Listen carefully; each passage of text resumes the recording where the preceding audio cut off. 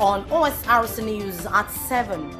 Ahead 2024-2025 resumption, Ondo State Government cautions school heads against unauthorized fees. More groups pledge grassroots support for Governor Ayedatiwa ahead of November elections. NMC demands immediate release of President Ajero following arrests. And from the foreign scene, families struggle for food as Zimbabwe faces severe droughts.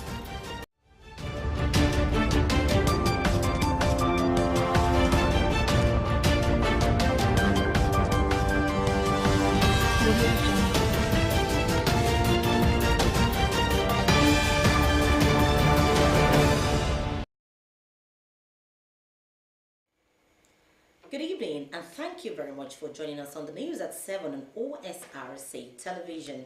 I am Oyewumi Ayinibara. The Independent National Electoral Commission, INEC, has announced the opening of its online portal for the representation of journalists and media organizations.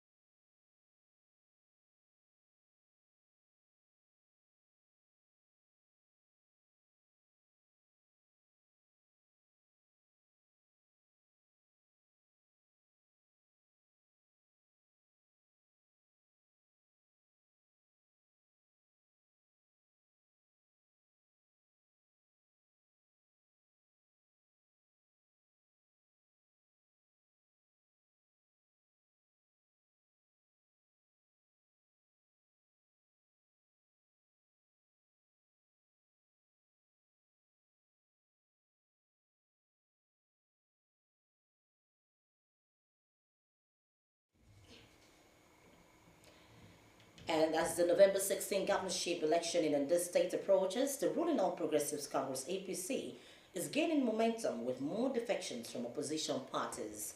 The latest of such defections are leaders and members of the People's Democratic Party (PDP) from the Odo local government area.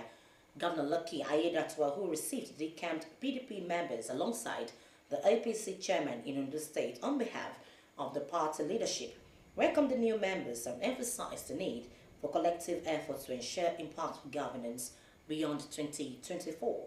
Government House correspondent Wahab Ankole reports. In Igbekebo, Odo local government area of Ondo State, members of the ruling All Progressives Congress APC, led by Governor Lucky Ayedatiwa, gathered to welcome new members from the opposition People's Democratic Party (PDP).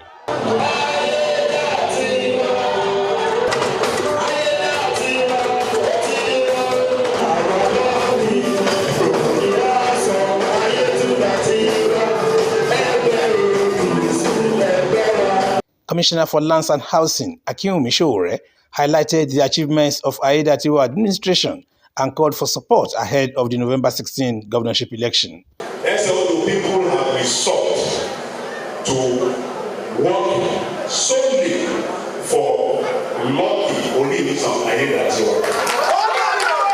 Goodwill messages from local leaders, including Bayo Anifowoshe, Special Advisor to the Governor on Gender, Olamide Falana, and a lawmaker, Oluwatoyin Allen, praised Ayedatiwa for his effective leadership. We are confident that your leadership and vision will take Ondo State to a greater height. For our party, so many of our women, it's very big resolutions. Today we are really excited.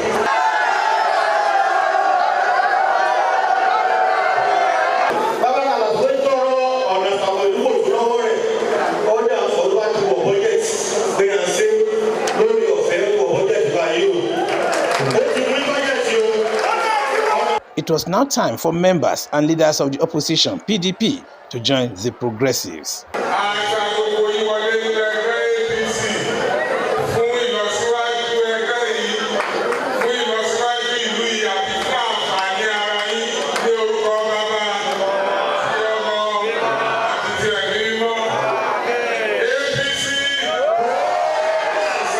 Mrs. Williams Ojuala, speaking for the defectors, said Ayedatiwa's leadership qualities motivated their decision to join the APC, promising to work towards his success in the upcoming election. Governor Aiyedatiwa thanked the people for their support and reiterated his commitment to improving the state, viewing the defections as a sign of confidence in his administration. The leaders of opposition parties, all of them are here. Former state woman leader of PDP, she's here sitting behind me, and all members of their SO, the local government woman leader and chairman, all of them, the executive member of the party. PDP has collapsed completely in SO. He emphasized plans for infrastructural development, particularly in education and healthcare, and the creation of job opportunities. All the schools that are not in good order in SLO, they have listed them out for renovation. And in the areas of health, there will be additional facility building for at every ward for our permanent health care. All 10 wards in SLO are going to be having one unit of a 2 self-contained house for the medical officer that will be working in every ward in SLO. This is not only where it is across the state, the 220 wards in the state is a program that we are starting before the election. The event featured performances by cultural troops from Calabar and Akwa Ibom, enhancing the celebration as attendees pledged their support for Aiyedatiwa's continued leadership beyond 2025.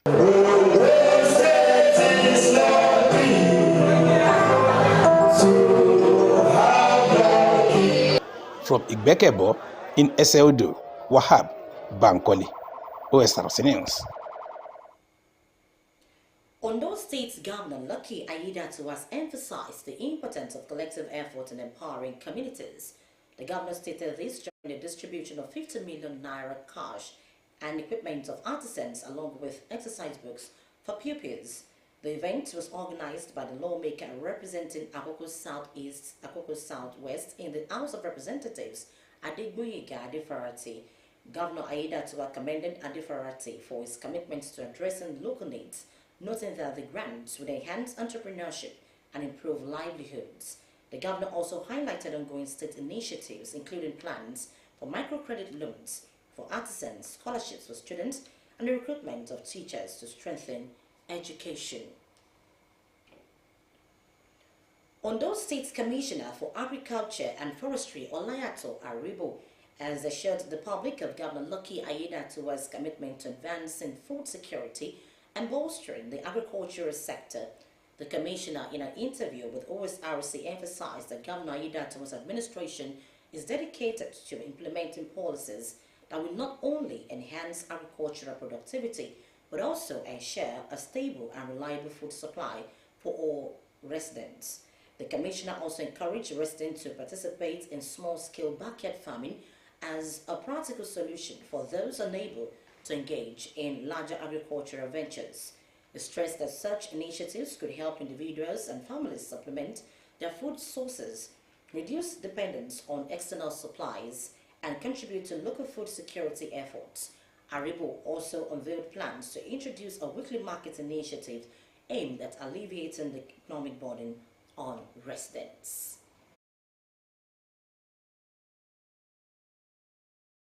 Honorable Lucky Aiyedatiwa is desirous of making sure that our people don't go hungry, that we have enough food in our land.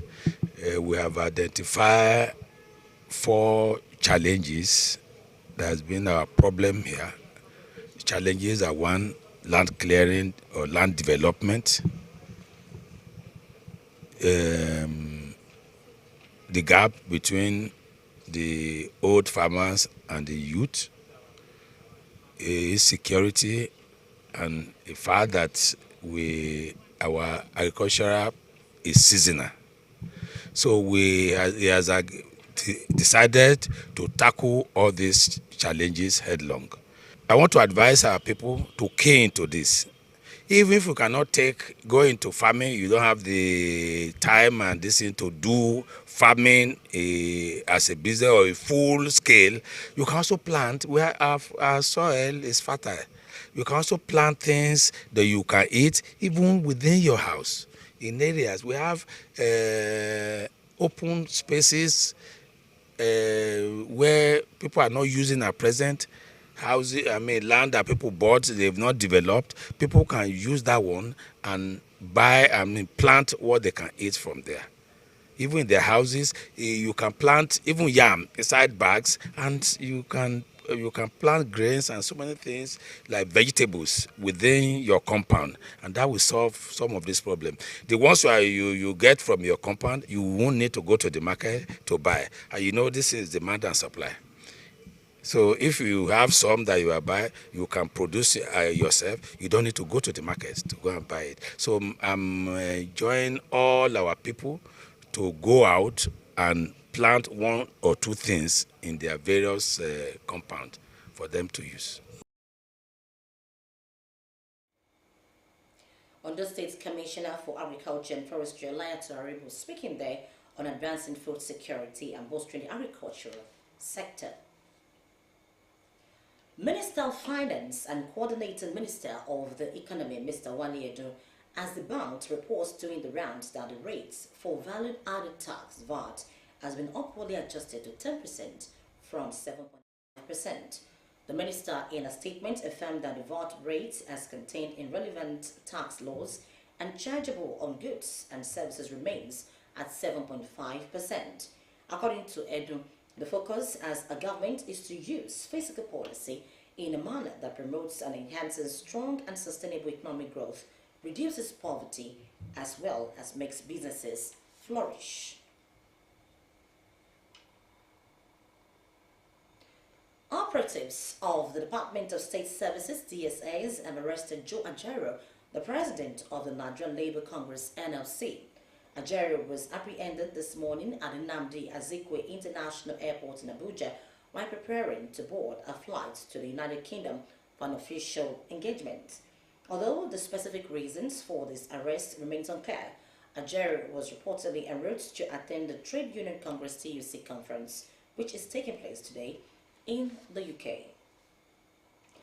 Meanwhile, the Nigerian Labour Congress NLC has called for the immediate and unconditional release of its president, Joe Ajaero, arrested by security agents at the Nnamdi Azikiwe International Airport in Abuja as he was preparing to travel to the United Kingdom.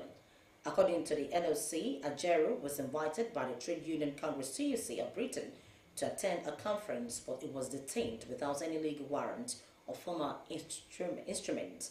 The union stated that Ajaero's detention is a brazen act of lawlessness and intimidation and an affront to democratic and natural rights, as he has not been declared wanted by any law enforcement agency. NLC accused the federal government and its agencies of silencing every voice of dissent and opposition in the country as economic policies continue to cause suffering and hardship for the people. The union says it has put all its affiliates, state councils, civil society allies, and patriotic Nigerians on high alert and called on the international community, human rights organizations, and advocates of democracy to take note of this rising wave of authoritarianism in Nigeria. And now the Socio-Economic Rights and Accountability Project, SERAP, has reported that officers from the Department of State Services, DSS, have unlawfully occupied their office in Abuja, planning to meet with organizations' directors. SERAP condemned the invasion as an unlawful occupation and has called on President Bola Tinubu to intervene and direct the DSS to end the harassment, intimidation, and attack on the rights of Nigerians. According to SERAP, this development raises concerns about the Nigerian government's stance on human rights and freedom of expression. You're still watching Osrc House News at 7 after the break. Ahead 2024-2025 resumption. Ondo State Government cautions school heads against unauthorized fees. Please join us for this and more.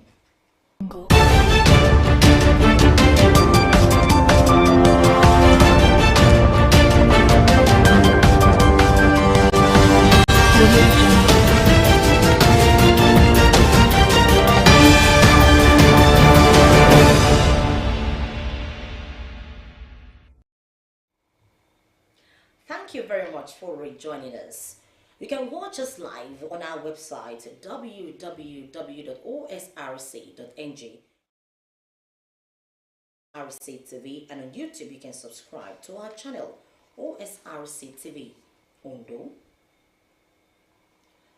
The Ondo State government has cautioned principals in government-owned schools in the state against collecting unauthorized fee from students seeking admission into public primary and secondary school.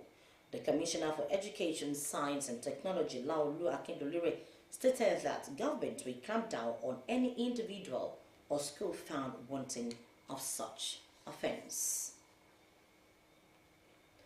Nigeria, China have signed a $3.3 billion deal to develop the Braz Industrial Park and Methanol Complex in Bayelsa State. The Minister of Finance and Coordinating Minister of the Economy, Mr. Wali Edo, in a statement, described the deal as a reaffirmation of the two nations' commitments to deepening economic cooperation, strengthening bilateral ties, and fostering sustainable development. The deal was signed on the sidelines of Africa-China Conference in Beijing. And to the foreign scene, Zimbabwe is experiencing its worst drought in decades, induced by El Nino affecting food supplies across the country. Many rural communities reliant on agriculture face severe hunger as crops fail and families struggle to find food. Roots not typically consumed are now being harvested for survival. The United Nations warns that over 500,000 children are at risk of malnutrition due to poor harvests. With 60% of crops lost, households face dwindling incomes and uncertain futures. Communities are left preparing minimal meals, uncertain of their next source of food. My Mercy Bokoro has grandchildren at home who need to eat. Every blow from a hoe could make that possible. Finally, she hits something. Roots, not usually part of their diet, but these are desperate times in Zimbabwe. Zimbabwe, like other countries in southern Africa, is experiencing an unusual drought, its worst drought in decades, and many families are hungry. When I look at my grandchildren, I ask myself, what am I going to feed them? I stay up all night worrying about what am I going to give them the next day. This drought is terrible. Most people in Zimbabwe live in rural communities. Agriculture is a major source of food and income. People in this area have started preparing their fields, and the United Nations has more than 500,000 children in Zimbabwe at risk of malnutrition. Women in the village prepare supper. They will mix the roots they dug up with some porridge. That will be their main meal for the day. Finding more food for the children will be another challenge. And still on the foreign scene, an Egyptian archaeologist has launched a petition for the return of the bust of the ancient Egyptian queen Nefertiti. The bust is currently in Berlin's Niels Museum and was smuggled out of Egypt to Germany more than 100 years ago. Egypt has long called for the return of the artifact. Victor Akeshilure has more. One of humanity's great trials, the bust of what is considered to be ancient Egypt's most beautiful queen, Nefertiti. The 3,400 years old relic, an iconic piece of Egyptian, is now on display, nearly 3,000 kilometers away in Berlin Niels Museum. We announce today that Egypt, or this is the national committee, is not a government committee, to ask for the return of the bust of Nefertiti back. Egypt says the bust was removed illegally from the country after being discovered by German archaeologists more than 100 years ago. And I think it's time now, year 2024, 2025 should be the year that the African countries and the civilizations of others artifacts should come back again. Then I said that museums still practice the imperialism because our heritage were taken out of Egypt by the French and the English. This is not Egypt's first campaign to return ancient treasures smuggled out of the country by former colonial powers. Egypt recovered the head of an ancient statue depicting the Egyptian pharaoh Ramses II earlier this year from Switzerland. He was considered one of the ancient Egypt's most powerful pharaohs. Egyptians are now waiting for the beautiful woman Nefertiti to arrive, the literal meaning of her name, Muhammad. Victor Akinshulure, Osrc News. And now we move to sports. Ondo State Commissioner for Youth and Sports Development, Saka Yusuf Ogunleye, has urged athletes representing the state at this year's National Youth Games to be exemplary ambassador for the state. While addressing the state contingent, Ogunleye assured the athletes that their welfare would be prioritized during the competition. He emphasized the importance of seriousness, noting that the atmosphere of championships differs from training and eliminations.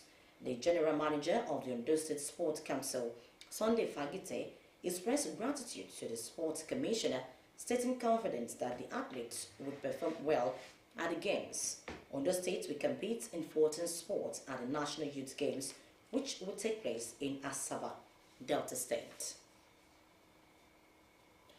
Still sports, Sunshine Stars Football Club of Akure began the 2024 Nigerian Premier Football League (NPFL) campaign on a bright note, defeating visitors Bayelsa United 3-0 in a matchday one played at Otumba Dikpo Dinot Stadium, Ijebu-Ode.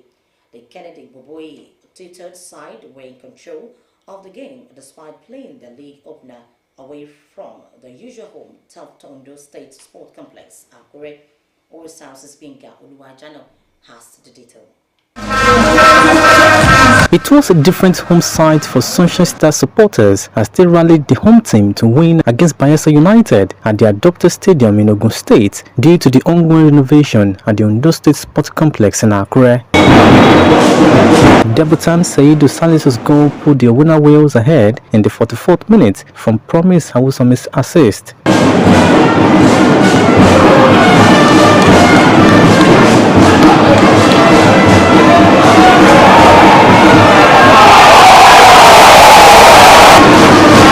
Promise Awosomi wasted no time to double Sunshine Stars' lead in the 54th minute, scoring from a well-flighted free kick.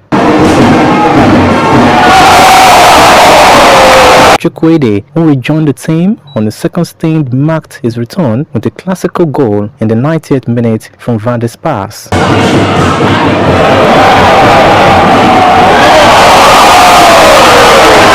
Sunshine Stars technical advisor Kennedy Boboye in his post-match interview could not hide his joy over the victory, saying despite the fact that most of the players are newly recruits, they all did well. Boboye declared that the aim of Sunshine Stars, like other football clubs, is to play continental football next season. It was a good one for the boys. They worked hard and it was a deserved one for them.